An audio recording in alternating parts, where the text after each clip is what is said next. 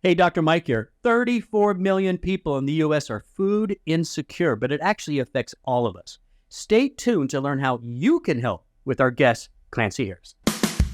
You're listening to Live Foreverish, a show dedicated to helping you live just a little longer. Here's your hosts, Dr. Mike and Dr. Crystal Gossard. All right, welcome to Live Foreverish. So, Dr. Crystal, food insecurity. We've never really talked about this before, but I'm glad we are now. And we definitely have an expert who's going to help us understand this and how I really would like, our audience, you guys are awesome. We love your loyalty. You guys are into health. You're into the supplements. They're into living forever-ish, strong, healthy, vibrant stuff, right? You guys are definitely with us on that. But there are a lot of people who don't have that opportunity, right? And so I'm glad that we're talking about this topic. So we have Clancy Harrison. She is a food equity advocate, a registered dietitian, and a TEDx speaker, which, by the way, that was a really good video. Clancy Harrison challenges the way food insecurity is approached and discussed.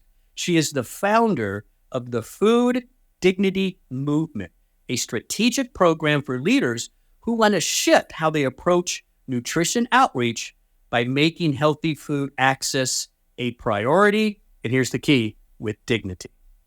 Clancy Harrison, welcome to the show. Thank you for having me. It's certainly an honor. We're really happy to have you. And of course, we're going to talk a little bit about what you do, and definitely want to talk about right there behind you, right? Is your Food Dignity Movement. Love that. Great logo, by the way. It looks really good. So I watched your TEDx video, or your presentation, and you definitely, I got a lot of really cool nuggets out of it, right? And so I don't even know where to start everything. So let me just ask, let's get right down to what we're talking about here.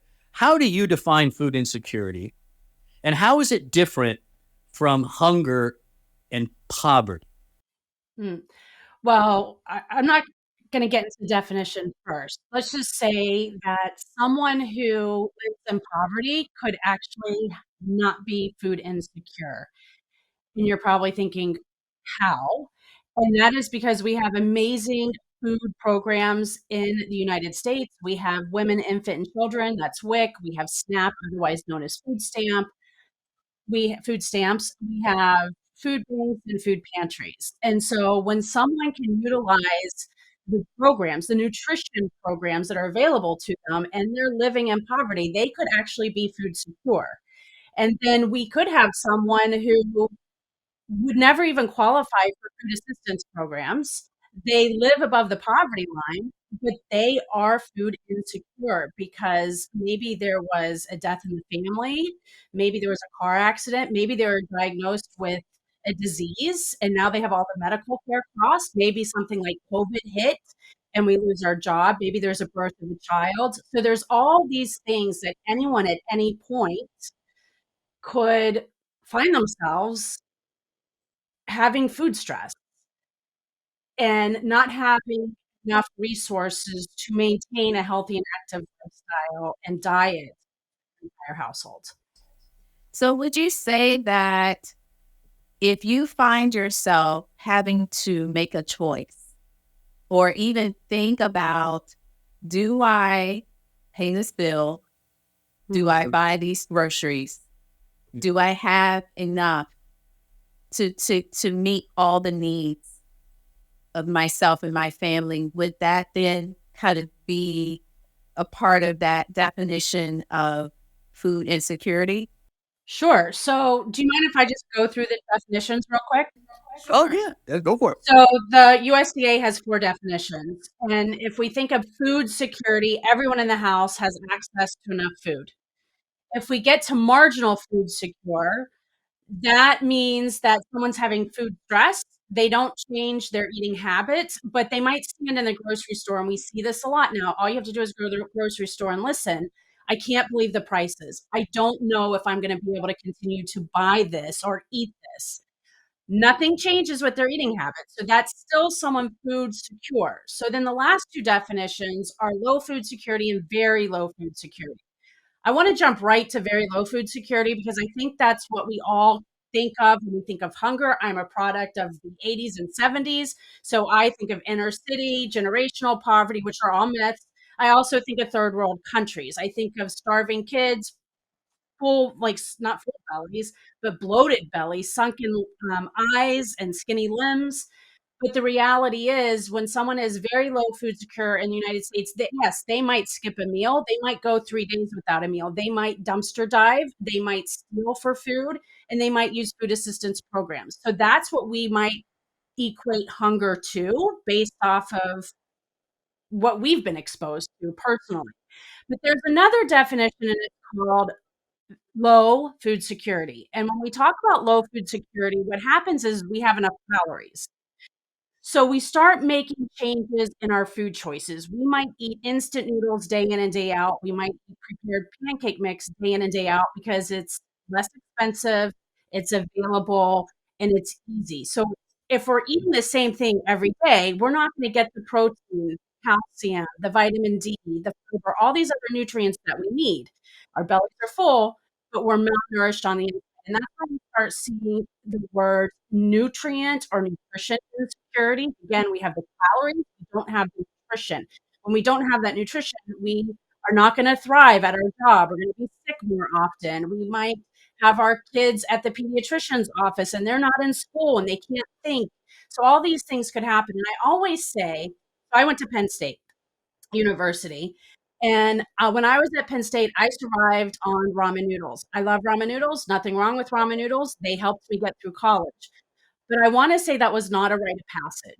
That was food insecurity. And so many times we think, oh, you're just going to go to college and just, eat your instant noodles. It's just part of the process. And really, that's food insecurity. And I think if we can start understanding the bigger scope and of the definition, but also understand that yes, there are populations that have been marginalized. There's something called institutional food racism that happens. There, there's really no set look for food insecurity. There's high risk populations, single moms, Black, Latino, but at the end of the day, any one of us could find ourselves struggling with our food access and having food stress just by something as simple as COVID happening. So when did you hear my stat at the very beginning, my little teaser? 34 million Mhm. people in the U.S. are food insecure. Where are most of those people falling? Very low, low, marginal? Where, at least in the United States, where are people falling in that? Well, I'm just gonna be candid. I don't like stats of hunger. It's fine. I don't. I don't know. Like I looked up a stat, right? As soon as I Googled it, Feeding America, I saw 13 million people, children, 1 in 8. And I also saw on their website 9 million, 1 in 8 in 2021. How are we accounting for grocery store inflation? How are we accounting for gas prices? I think rates of food insecurity change so fast because of things that are happening in real time that it's hard to really pinpoint a specific population. Yes, if you go to the USDA, they're going to break it down and they're going to give you certain percentages that most people are going to be very low food security. But how many people in middle class are raising their hand saying, I'm struggling to buy food? And many people don't understand that if they're constantly eating instant noodles and their bellies are full, and if they're thinking of generational poverty, inner city poverty, or third world countries, they don't self identify as food insecure.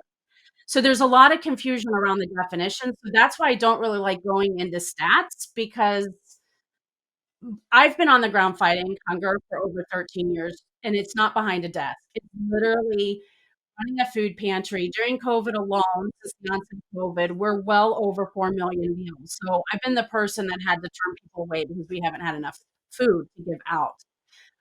One of the things that we pride ourselves at Food Dignity is sitting down and talking to the people that we want to work with, the people that need our food, and we ask what they need, what solutions will work for them, what a success looks like for them. So when we're having these conversations and we're hearing the real stories, I would rather talk about that than statistics that I don't necessarily think be truly accurate right now.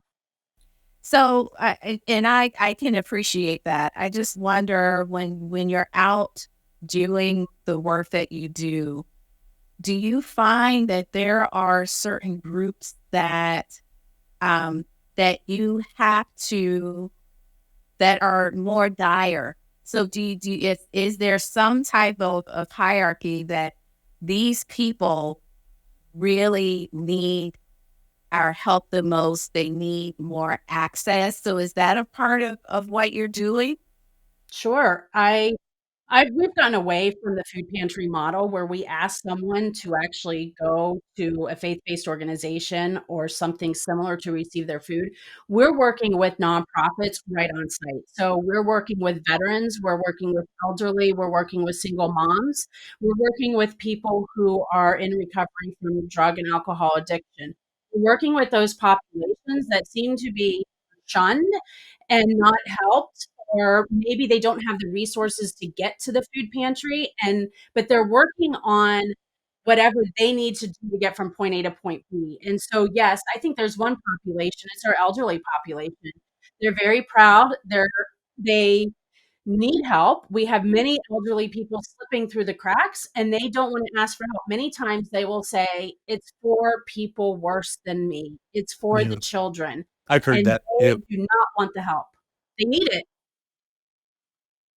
It's hard to ask for help, It's very right? hard. Especially some of those older generations, right? That's so true. I mean, even for me, it's hard to ask for help. Clancy, one of the things that popped up, and I think you saw this in the TEDx video that she has, and we'll let the audience know all about that coming up, how they can find you and stuff. But one of the things that we were curious about was, you hear you have some children, some kids, right, facing food insecurity. They don't really understand it. They get that they're eating the same thing every day, stuff like that. There's no real healthy choices. How does that impact their choices when they're teenagers or a little later in life, right?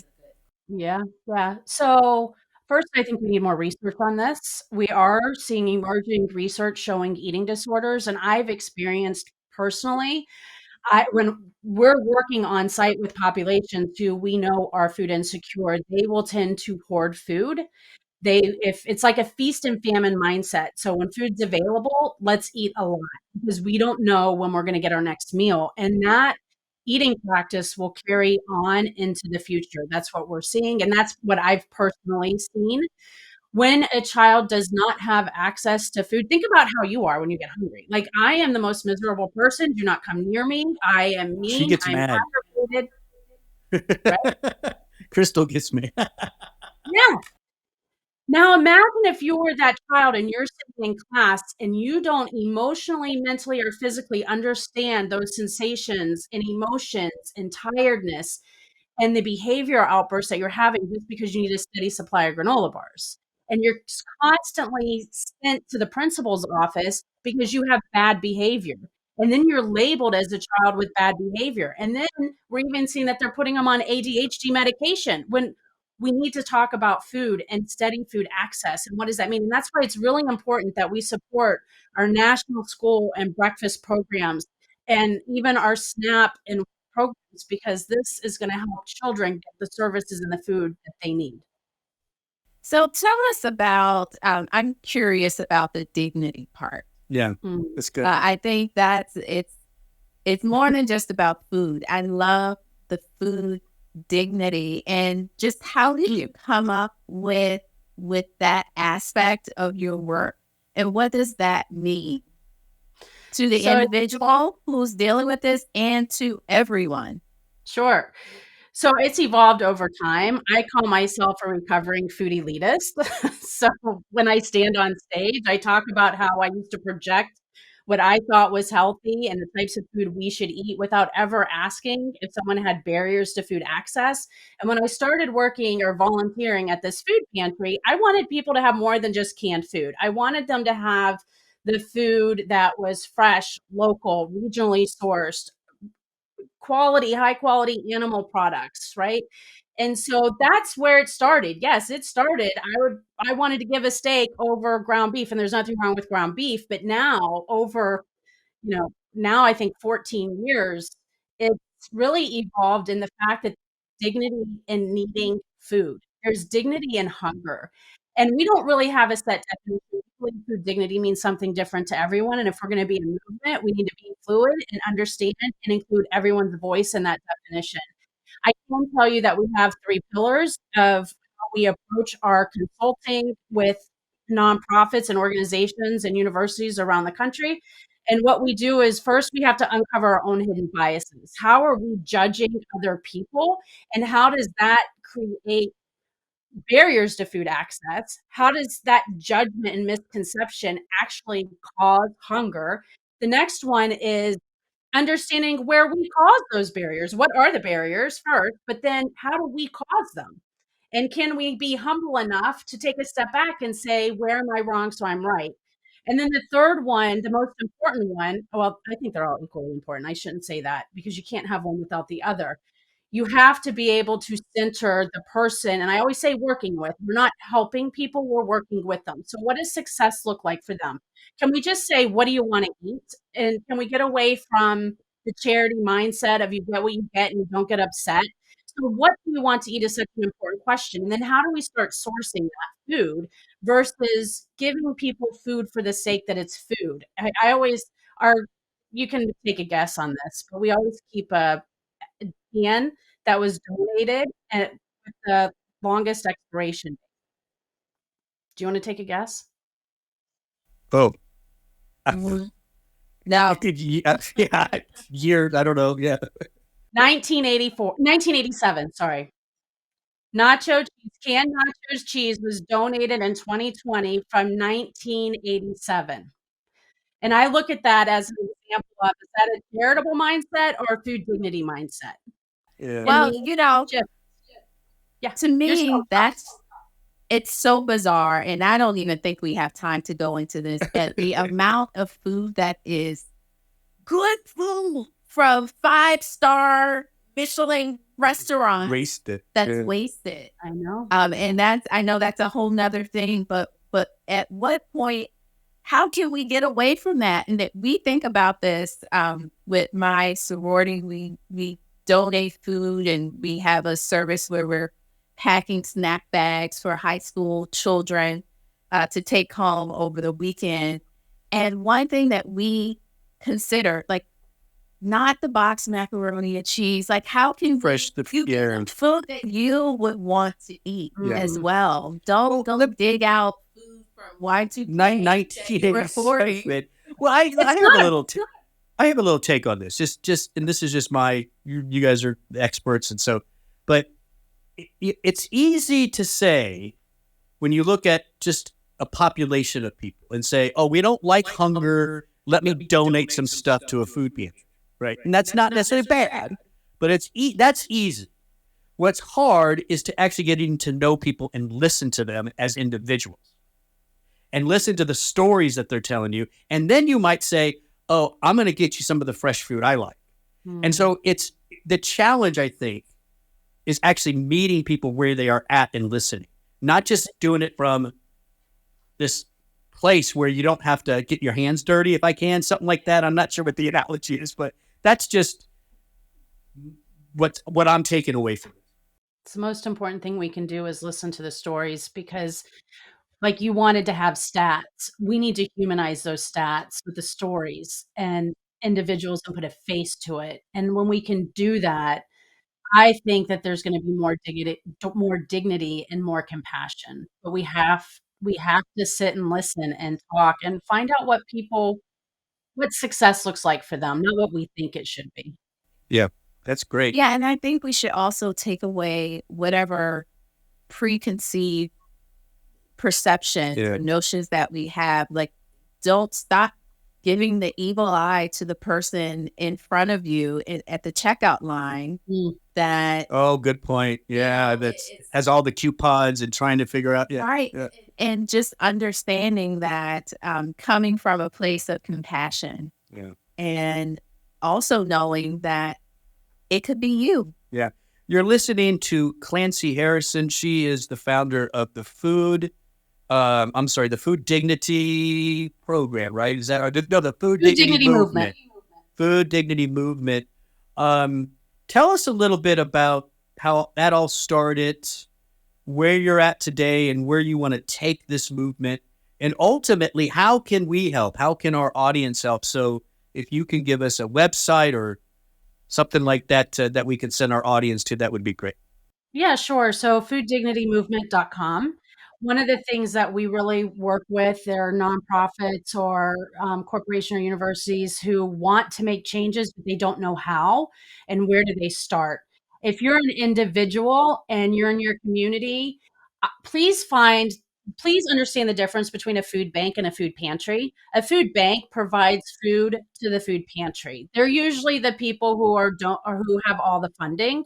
Your direct service operations are your food pantries, and they rarely get funding. But yes, they might get food from their food bank, but they also have to pay a lot of bills. They have to manage a lot of volunteers. They also will source food that they cannot get from the food bank. So that would be my biggest tip, is making sure that you connect with the direct service operations. And before you make a donation or ask to volunteer, reach out to them, but ask them what they need and not assume what they need, because they might be serving a population that really needs culturally appropriate foods versus something that you might have in your cupboard or something that you would typically buy. Um, but yeah, for us with Food Dignity, it's really about right now sourcing regional food. So we are investing a lot in our local farmers and connecting those small farmers to the smaller nonprofits. And we're doing this around the country so that we are rethinking our food supply chain. We're reinvesting back in our economy. We're helping the sustainability of local farms. And we feel that if we can look at this as a whole, as a community, and address the needs of people where they're at through local agriculture, we're going to solve a lot more problems than just, thinking of a big sourcing from big corporations or big box food banks, to more of that regional aspect. That's really what we're working on now at Food Dignity, besides the stigma reduction and Yeah. training and speaking. Fooddignity.com, right? It's fooddignitymovement.org. There you go. Fooddignitymovement.org. Clancy, I want to thank you for coming on today. This was fascinating information. And again, I'm really going to encourage Dr. Crystal, myself, our production team, our audience to really go check out the website and see how you can help and really start changing the way we think about all of this and people wanting healthy food, people being hungry, that kind of stuff. So thank you so much for coming on today. Hey, don't forget, you go to liveforeverish.com. We have now hit 400 episodes, Dr. Crystal, right? Woo-hoo! Dr. Crystal, let's show them the 1-2 punch. Yes, you give good. I like it, even sound effects now. Give your email, that's punch number 1, and you get a newsletter from our sponsor, Life Extension, which is all good science, good information. And then subscribe right there to your favorite podcast place. I never know how to say that, whatever, aggregate, whatever they call it, right? That's liveforeverish.com. I'm Dr. Mike. Thanks for listening.